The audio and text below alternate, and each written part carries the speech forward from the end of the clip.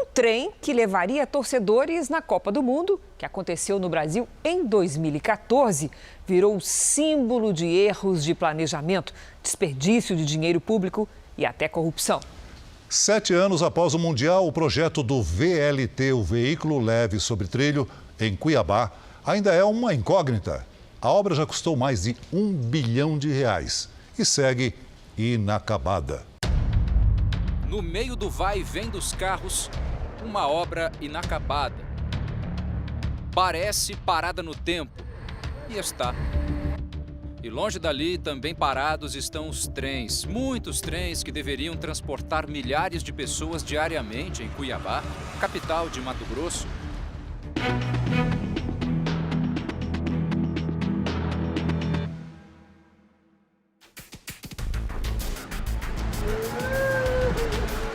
É mais um acidente numa das principais avenidas de Várzea Grande, região metropolitana de Cuiabá. A ciclista foi atropelada por um caminhão. A construção abandonada transforma o local numa armadilha. A pista ficou mais estreita, ciclistas hoje têm menos espaço para trafegar. Os carros andam espremidos. Um dos resultados é isso aqui, um acidente. A ambulância sai levando uma vítima desse canteiro de obras esquecido, lotado de ferro, trilhos e cimento. Aqui seria instalado o VLT, sigla para Veículo Leve sobre Trilhos. O objetivo era o transporte público ficar pronto em 2014 para levar torcedores durante a Copa do Mundo aqui no Brasil. Foram gastos mais de R$1 bilhão dos cofres públicos. O sistema de transporte moderno, usado em várias cidades da Europa, integraria pontos importantes em 22 quilômetros. O traçado do VLT incluía essa avenida, que é uma das mais conhecidas de Cuiabá. Por esse canteiro central passariam os trilhos e aquele vai e vem dos trens. Mas para isso eles tiveram que fazer muitas mudanças. As árvores foram todas arrancadas e o que antes era um símbolo para a cidade, hoje representa algo que nunca terminou. Entre os comerciantes da região, a obra, que começou em 2012, foi símbolo de esperança. Na churrascaria em que o Assir trabalha, todos acreditaram que o movimento de clientes fosse aumentar por causa dos modernos trens que passariam ali, logo em frente. Mas foi o contrário. Muito cliente meu disse que parou de vir aqui porque é muito difícil chegar. Contorno, o movimento é enorme de carro aqui nessa Avenida da Febre. É muito carro. 5 horas da tarde você não consegue andar nessa avenida aqui.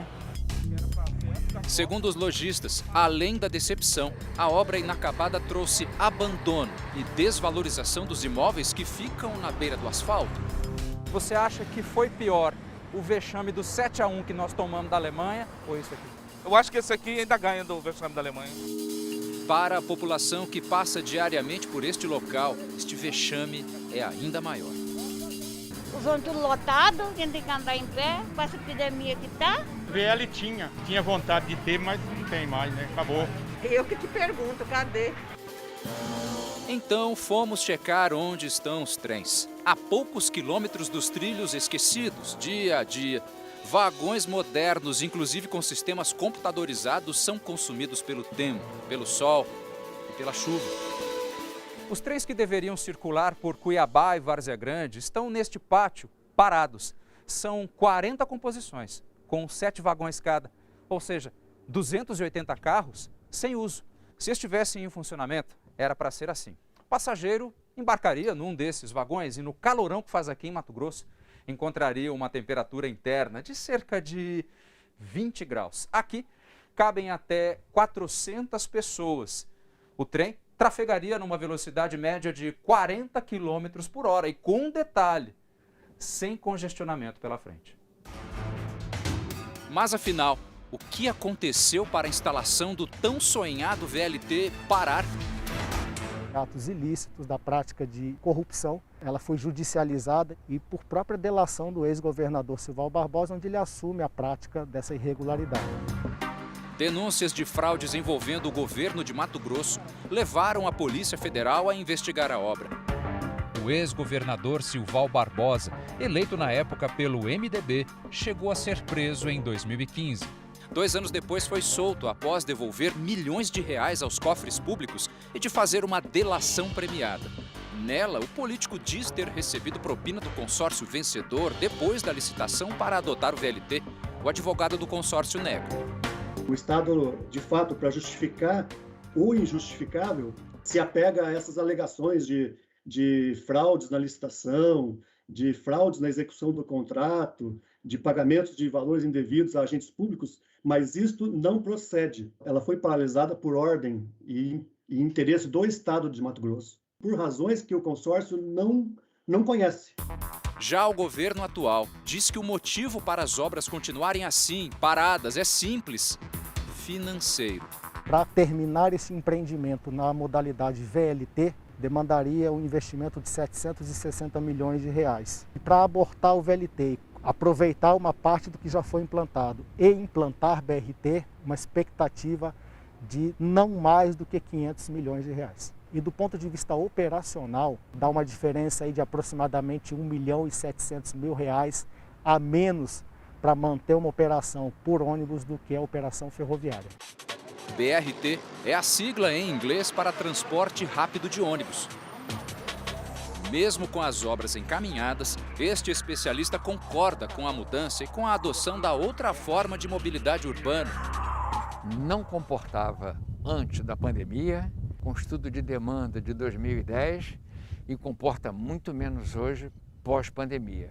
O VLT ele é concebido como um modal de integração.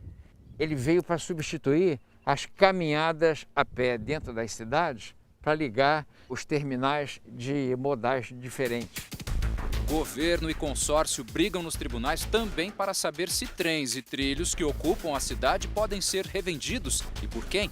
Enquanto o impasse é resolvido na justiça, nas ruas quem sofre são os que mais precisam.